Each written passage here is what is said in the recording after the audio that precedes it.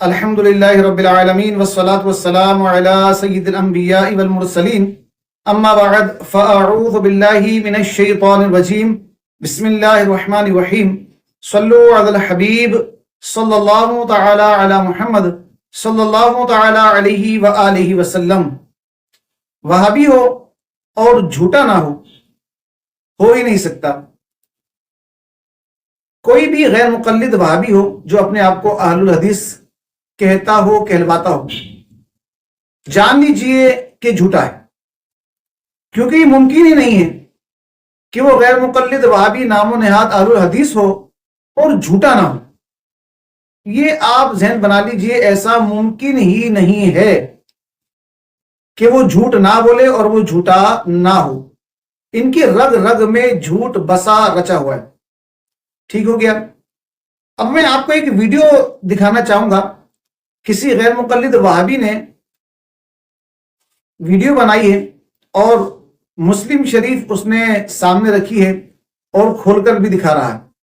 اور اچھا، یہ بات یاد رکھیے کہ یہ صرف حوالے دینے کے حوالے سے صرف دو کتابوں کا ذکر کرتے ہیں، ایک بخاری شریف، دوسری مسلم شریف، اور یہ دعویٰ کرتے ہیں کہ گویا کہ پورا اسلام جو ہے نا، اور رسول اللہ صلی اللہ علیہ وآلہ وسلم کی تمام احادیث مبارکہ بس یہ دو کتابوں میں آ گئی ہیں، اور ان دو کتابوں کے علاوہ کسی اور کتاب میں کوئی حدیث موجود ہی نہ ہو۔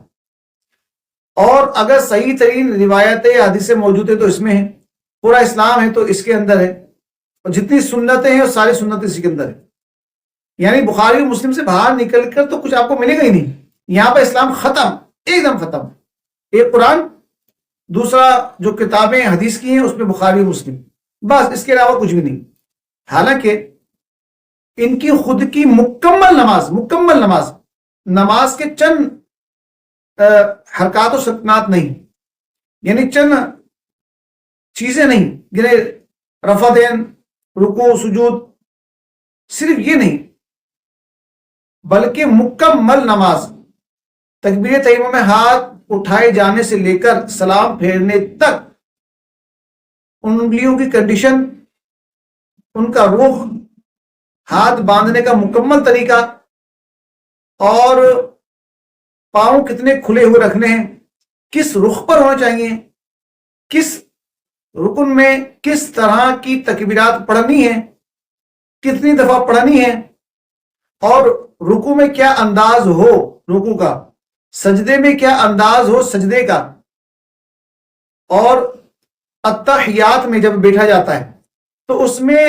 بیٹھنے کا طریقہ کیا ہے، یعنی مکمل A to Z پورا طریقہ بخاری مسلم میں بھی نہیں ملتا، اور یہ ثابت بھی نہیں کر سکتے۔ بس چند ایک باتیں یہ حدیثیں پڑھ کے بتائیں گے بخاری مسلم کی، بس اینڈ ہو جائے گا، اور کہیں گے یہ پوری نماز ہے۔ پوری نماز یہ بخاری مسلم سے ان کی ثابت نہیں ہے، ورنہ کھڑے ہوں اور ہر حرکت پہ بخاری یا صرف مسلم، ان دو میں سے ایک حدیث کی کتابوں میں سے ایک حدیث پڑھتے جائیں کہ بھئی یہ ہاتھ اٹھائے ہیں، ہاتھ اٹھانے کی یہ حدیث ہے، یہاں تک اٹھائے ہیں، یہاں تک ہاتھ اٹھانے کی یہ حدیث ہے، اور ہتھیلیوں کا رخ فلاں جانب ہے تو اس کی حدیث یہ ہے، انگلیاں اس کنڈیشن میں کھلی ہوئی ہیں تو اس کی حدیث یہ ہے۔ اب ہم تکبیر پڑھ رہے ہیں، تکبیر کے بارے میں حدیث یہ ہے۔ اب تکبیر کہتے ہوئے جب ہماری نگاہ ہے تو وہ کس طرف ہے، اور جب ہم ہاتھ باندھ رہے ہیں تو وہ کس جگہ باندھ رہے ہیں، کون سا ہاتھ نیچے ہے، کون سا اوپر ہے، کتنی انگلیاں سامنے ہیں، کتنی انگلیاں پیچھے ہیں، کونی کو پکڑے ہوئے ہیں، پھر سورہ ثنا پڑھ رہے ہیں، پھر سورہ فاتحہ، پھر تعوذ، تثنیہ، پھر سورہ فاتحہ، پھر آمین، اور پھر جو ہے وہ بسم اللہ شریف، پھر کوئی سورت، یعنی مکمل نماز سلام پھیرنے تک کی ایک ایک جو حرکت ہے اس پر ایک ایک حدیث صرف بخاری اور صرف مسلم سے پڑھ کے دکھائیں، ہم مان جائیں گے آج بخاری اور مسلم میں مکمل طریقہ ان کا نماز کا موجود ہے۔ نہیں ہے، صرف چند باتیں بتائیں گے بخاری مسلم سے، اور دعوے ہی کریں گے کہ ہماری نماز بخاری مسلم سے ثابت ہے، اور جو حنفی حضرات نماز پڑھتے ہیں ان کی نماز تو بخاری مسلم میں ہے ہی نہیں۔ تو لہٰذا دعوے کچھ اور ہوتے ہیں ان کے، اور معاملات کچھ اور ہوتے ہیں، یعنی ان کے قول و فعل میں ہی تضاد ہے۔ تو الحمدللہ ہمارا تو کہ منہج ہی نہیں ہے یہ کہ صرف 2 کتابوں سے ہی حدیث لی جائے. ہم تو اس بات کے قائل ہیں کہ نبی پاک صلی اللہ علیہ وآلہ وسلم کی جو سنت ہے وہ بخاری سے ملے، مسلم سے ملے، ابو داؤد سے ملے، نسائی سے ملے، ترمذی سے ملے، ابن ماجہ سے ملے، مصنف عبد الرزاق سے ملے، للباقی سے ملے، مستدرک الحاکم سے ملے، طبرانی سے ملے، یا اور جو دیگر کتب احادیث ہیں اہل سنت والجماعت کی، ان میں کسی سے بھی مل جائیں، الحمدللہ ہم اس کو لیتے ہیں. اس لیے انجینئر مرزا بھی کہتا ہے کہ صحیح بریلوی اگر موجود ہونا تو اس کے سامنے کٹر بریلوی کے سامنے یہ آلو حدیث والے بھی بیٹھ نہیں سکتے. پھر 2 نام اور بھی لیے کہ میں اس طرف جا نہیں رہا، مولانا اسحاق وغیرہ، اور جو ہے نا مولانا ڈاکٹر اسرار صاحب، اور وہ ایک خاتون کا نام لیے تھے انہوں نے پتنی، وہ فرحت ہاشمی نام تھا کیا تھا، اور ڈاکٹر ذاکر نائک وغیرہ. تو انہوں نے کہا کہ یہ کٹر بریلوی کے سامنے بیٹھ تک نہیں سکتے، کیونکہ جب وہ بریلوی اپنے دلائل سامنے رکھیں گے، علمی دلائل میں بیٹھ نہیں سکتے وہ، تو لہٰذا جب بریلوی اپنے دلائل رکھیں گے اور جب حدیثیں دکھائیں گے تو وہ بھی دیکھتے رہ جائیں گے کہ اچھا یہ حدیثیں بھی ہیں، ان سے یہ مسئلہ بھی نکلتا ہے، تو منہ دیکھتے رہ جائیں گے. تو لہٰذا اس لیے ان کے پاس دلائل نہیں ہوتے ہیں، کیونکہ 2 کتابوں سے باہر نکلتے ہی نہیں ہیں.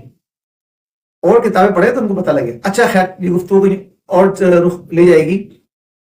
میں آپ کو چاہتا ہوں وہ ویڈیو دیکھیں کہ خود دلیل دے کے خود پھنس گیا.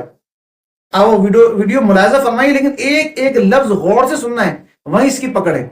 ملاحظہ اعوذ فرمائیے. باللہ من الشیطان الرجیم، بسم اللہ الرحمن الرحیم. السلام علیکم. آپ دیکھ رہے ہیں بخاری اور مسلم چینل، اور میرے پاس ابھی میرے سامنے مسلم شریف پڑھی ہوئی ہے اور بخاری شریف پڑھی ہوئی ہے.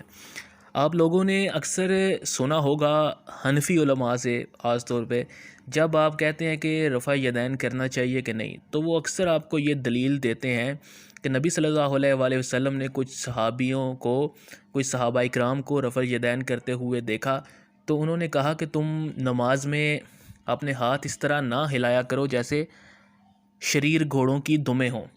اکثر یہ مسلم شریف کی جو حدیث ہے وہ رفع الیدین کے ترک کرنے میں پیش کی جاتی ہے دلیل کے طور پر. یہ میرے پاس مسلم شریف ہے اور صحیح مسلم، اور یہ وہ حدیث ہے کہ حضرت جابر بن سمرہ کا بیان ہے کہ رسول صلی اللہ علیہ وآلہ وسلم ہمارے پاس تشریف لائے اور فرمایا، میں تم کو اس طرح ہاتھ اٹھاتے دیکھ رہا ہوں گویا وہ شریر گھوڑوں کی دمیں ہوں. اور آگے بھی یہ حدیث کنٹینیو ہے.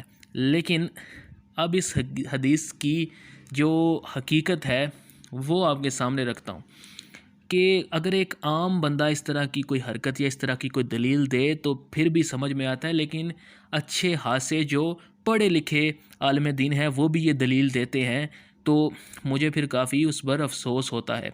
میں آپ کو پہلے بتاؤں کہ صحیح مسلم جو ہے وہ لکھی کس سٹائل میں گئی ہے. میں آپ کو اس کی اگزامپل ایک دیتا ہوں. صحیح مسلم میں یہ طریقہ کار ہے کہ وہاں پر احادیث کے ترک ہوتے ہیں. ترک سے کیا مراد کہ ایک ہی حدیث کو جب مختلف صحابہ اکرام یا مختلف تابعین یا اشخاص بیان کرتے ہیں تو وہ ایک ہی جگہ پر لکھی جاتی ہے. میں آپ کو اگزامپل دیتا ہوں. یعنی ایک ہی حدیث کو بیان کرنے کے جو مختلف روایات ہیں ان کو ایک ہی جگہ پر امام مسلم نے جمع کیا ہے. اب یہی ہوا ہے اس گھوڑوں کی دم والی حدیث کے ساتھ بھی. یہ پہلی آپ نے دیکھی حضرت جابر بن سمرہ نے جو بیان کی گھوڑوں کی دموں کی طرح ہاتھ مت اٹھاؤ. اب یہ ظاہر نہیں ہوتا اس حدیث سے کہ وہ ہاتھ کب اٹھا رہے تھے، کس موقع پر اٹھا رہے تھے، نماز کا وہ کون سا مقام تھا جہاں پر وہ ہاتھ اٹھا رہے تھے. تو اسی کا جو اگلا ترک ہے اسی سے یہ ثابت ہو جاتا ہے کہ وہ کہاں اٹھا رہے تھے، لیکن یہ علماء کرام آپ کو یہ کبھی بھی نہیں بتاتے. ٹھیک ہے، ہم یہ دیکھیں یہ حدیث ہے اور یہ اس کا اگلا ترک یہاں پر لکھا ہوا ہے، اور وہ بھی حضرت جابر بن سمرہ سے ہی ہے. جن سے پہلے تھا انہی سے دوسرا ہے، لیکن یہ آپ کو نہیں بتاتے کیونکہ وہ جانتے ہیں کہ ہر کسی کے پاس اتنا کون سا ٹائم ہے کہ وہ جا کر دیکھے گا بخاری شریف سے یا مسلم شریف سے. ان کو بس پبلک کو ایک بات بتا دی جائے. ٹھیک ہے، اب آپ دیکھیں حضرت جابر بن سمرہ کا بیان ہے کہ رسول صلی اللہ علیہ وآلہ وسلم کے ساتھ جب ہم لوگ نماز پڑھتے تو نماز کے اختتام پر دائیں بائیں السلام علیکم ورحمۃ اللہ کہتے ہوئے ہاتھ سے اشارہ بھی کرتے تھے. یہ ملاحظہ فرما کر حضور صلی اللہ علیہ وآلہ وسلم نے ارشاد فرمایا، تم لوگ اپنے ہاتھ سے اس طرح اشارہ کرتے ہو جیسے شریر گھوڑوں کی دمیں ہلتی ہیں، تمہیں یہی کافی ہے کہ تم قادہ میں اپنی رانوں پر ہاتھ رکھے ہوئے دائیں اور بائیں منہ موڑ کر السلام علیکم ورحمۃ اللہ کہو۔ یعنی آپ نے دیکھا کہ وہ لوگ نماز میں جب تشہد میں بیٹھتے تھے تو السلام علیکم ورحمۃ اللہ کہتے ہوئے وہ اپنے ہاتھ اٹھاتے تھے، جس پر نبی صلی اللہ علیہ وآلہ وسلم نے ان سے کہا کہ شریر گھوڑوں کی دموں کی طرح اپنے ہاتھ مت ہلاؤ۔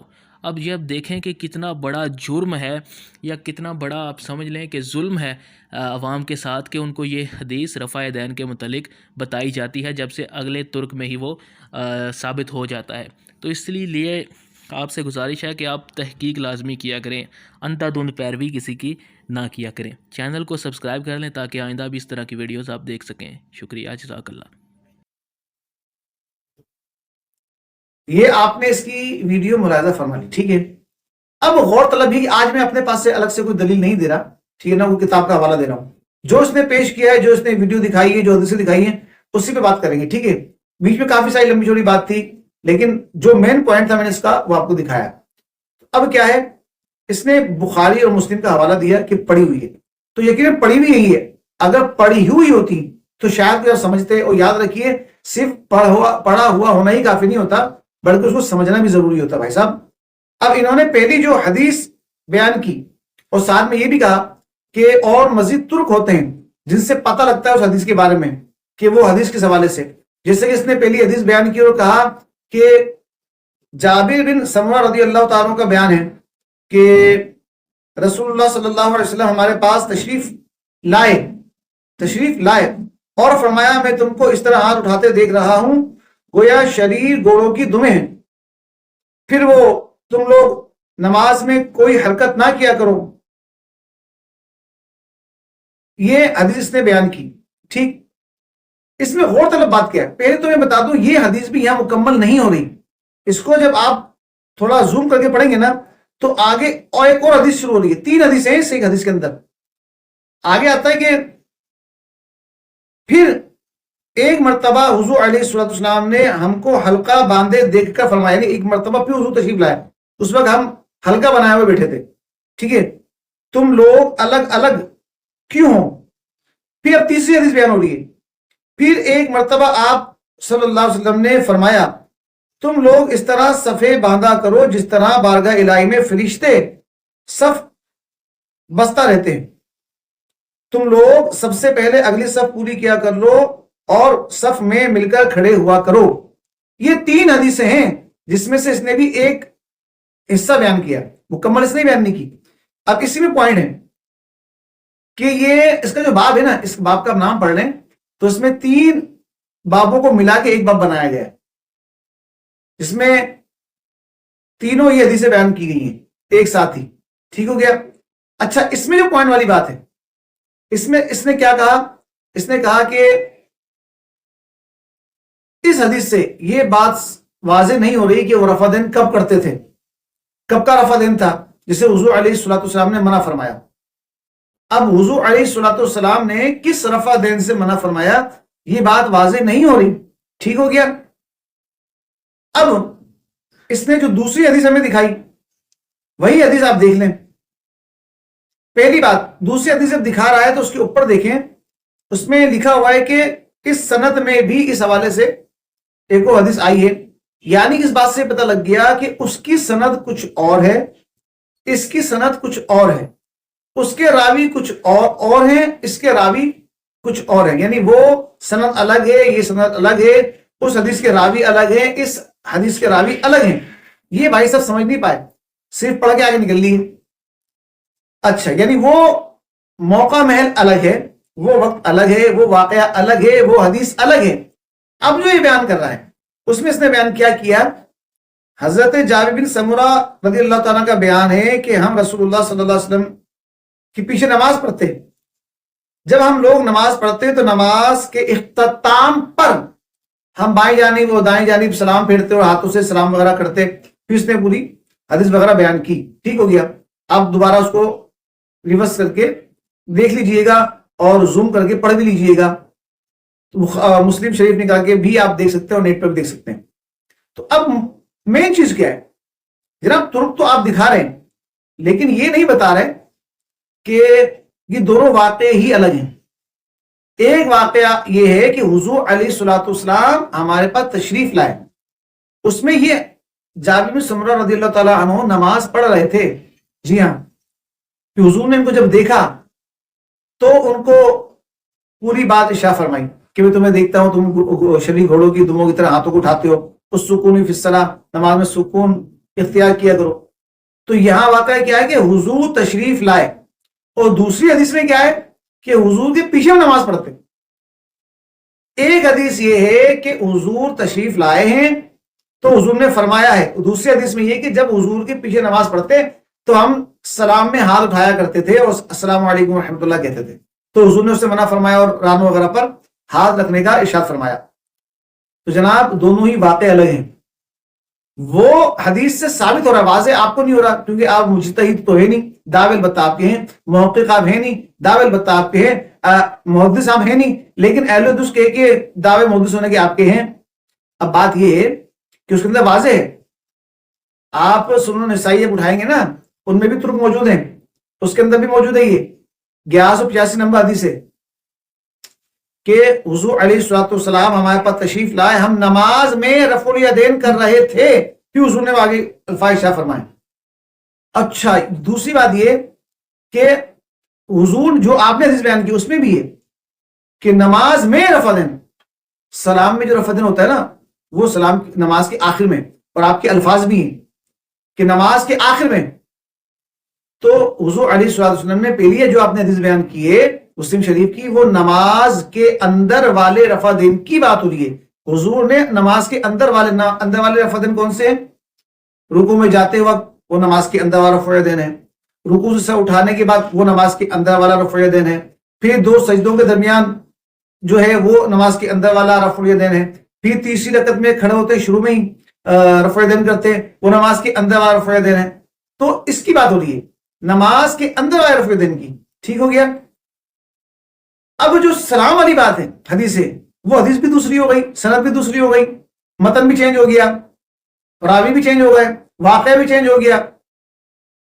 وہ حضور کے پیچھے نماز پڑھ رہے ہیں، ٹھیک ہے، اور اس میں کیا کہ نماز کے آخر میں جب خروج بسنعہ ادا ہوتا ہے، یعنی جب سلام پھیرتے ہیں، تو یاد رکھیے کہ سلام پھیرتے ہی نمازی نماز سے باہر ہو جاتا ہے. تو اب جب وہ سلام کے وقت ہاتھ اٹھاتے ہیں نا تو وہ نماز کے اندر والا رفع دین نہیں ہے بلکہ نماز کے باہر والا رفع دین ہے. تو حضور نے پہلی حدیث سے واضح ہو جاتا ہے کہ وہ رفع دین نماز کے اندر والے کی بات ہو رہی ہے، اور سلام والی جو بات ہو رہی ہے نماز سے فارغ ہونے کے بعد جناب والا وہ رفع دین کی بات ہو رہی ہے. تو یہ واقعات ہی الگ ہیں. اب اس کے بعد بات کریں گے کہ پھر تو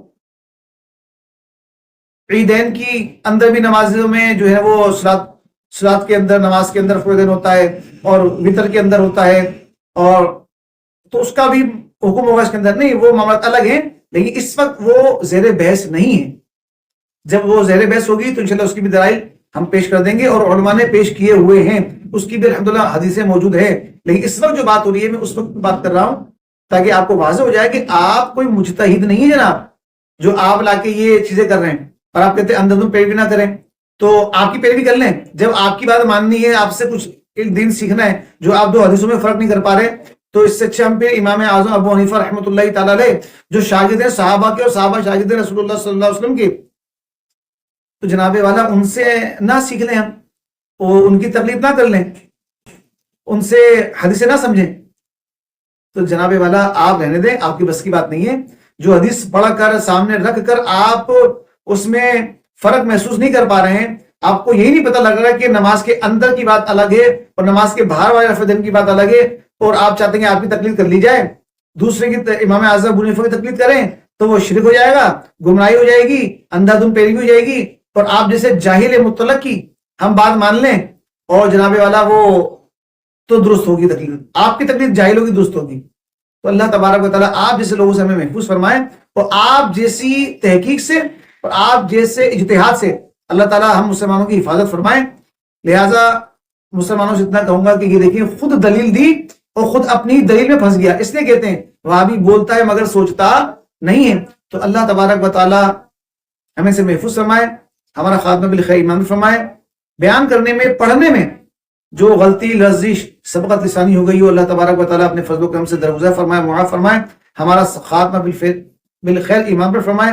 آمین بجاہ النبی الامین صلی اللہ تعالی علیہ وآلہ وسلم.